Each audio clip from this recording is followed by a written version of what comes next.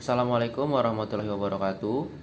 Perkenalkan, nama saya Gusti Bagus Chandra Wibawa dengan NIM 192231065 dari kelas Gizi 5B. Pada kesempatan kali ini saya akan mempresentasikan tentang laporan praktikum Food Frequency Questionnaire.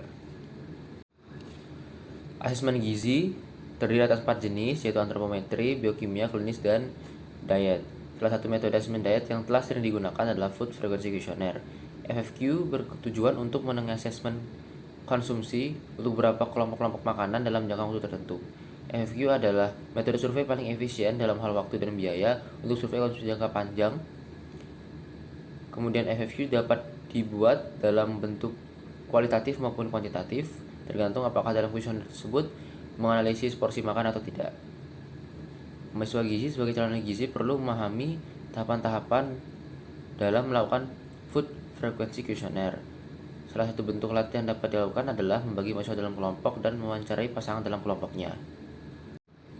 Rumusan masalah yang akan dipecahkan adalah bagaimana pola konsumsi responden secara individu menurut hasil FFQ, kemudian bagaimana pola konsumsi responden dalam kelompok menurut hasil FFQ, dan yang ketiga, bagaimana kategorisasi antara kelompok makanan dengan frekuensi konsumsi tertinggi dan terendah. Kemudian tujuannya adalah mengetahui pola konsumsi responden pasangan individu menurut hasil FFQ, kemudian mengetahui pola konsumsi seluruh responden dalam kelompok menurut hasil FFQ, yang ketiga, mengetahui kategorisasi antara kelompok makanan dengan frekuensi konsumsi tertinggi dan terendah.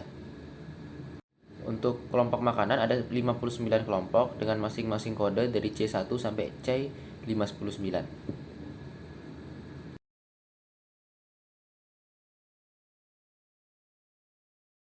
Berikut adalah hasil wawancara Food Frequency Questionnaire dengan inisial responden MSFS, jenis kelamin laki-laki, usia 20 tahun. Kelompok makanan yang paling sering dikonsumsi oleh responden adalah es krim dengan skor 25, atau responden mengonsumsi es krim lebih dari 1 kali sehari.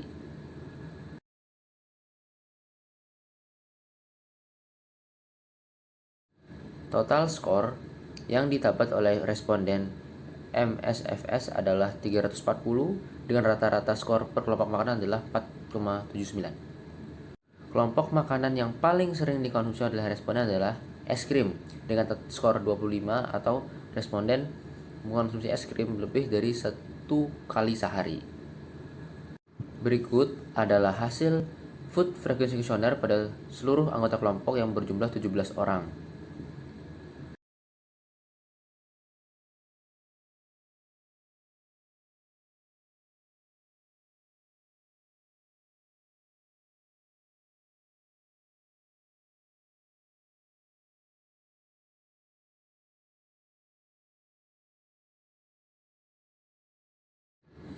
Berikut adalah total skor yang didapat oleh seluruh anggota kelompok.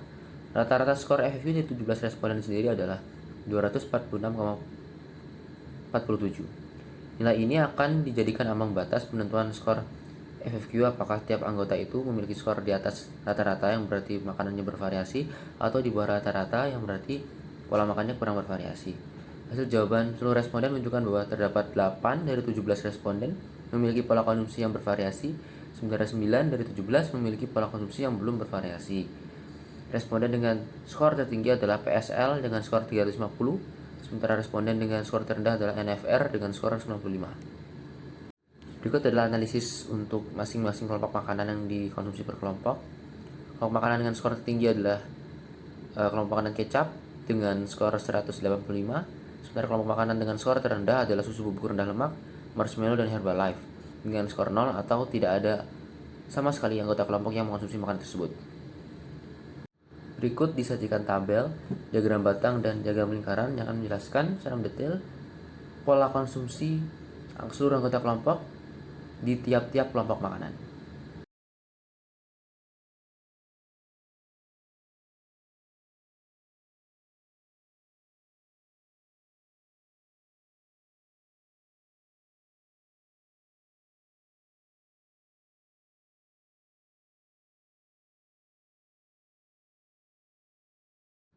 Kesimpulan dapat diambil adalah pengambilan data FFQ individu pada responden MSFS menunjukkan bahwa yang bersangkutan telah memiliki pola konsumsi yang bervariasi dengan kecenderungan konsumsi paling sering pada kelompok makanan es krim. Pengumpulan data FFQ kelompok menunjukkan bahwa proporsi mayoritas responden adalah responden dengan pola konsumsi kurang bervariasi. Kelompok makanan dengan skor tertinggi adalah kecap dan skor terendah adalah susu bubuk, rendah lemak, marshmallow, dan Herbalife. Saran dapat diberikan adalah agar responden yang pola konsumsinya belum bervariasi untuk lebih memvariasikan konsumsi makanan sehingga dapat meningkatkan kualitas diet. Dengan catatan, variasi konsumsi dilakukan dengan makanan-makanan yang sesuai dengan pedoman gizi seimbang dan bukan makanan ultra proses serta makanan tinggi gula, garam, dan lemak. Sekian dari saya, mohon maaf apabila ada kesalahan kata dan kurang lebihnya saya mohon maaf. Saya tutup, wassalamualaikum warahmatullahi wabarakatuh.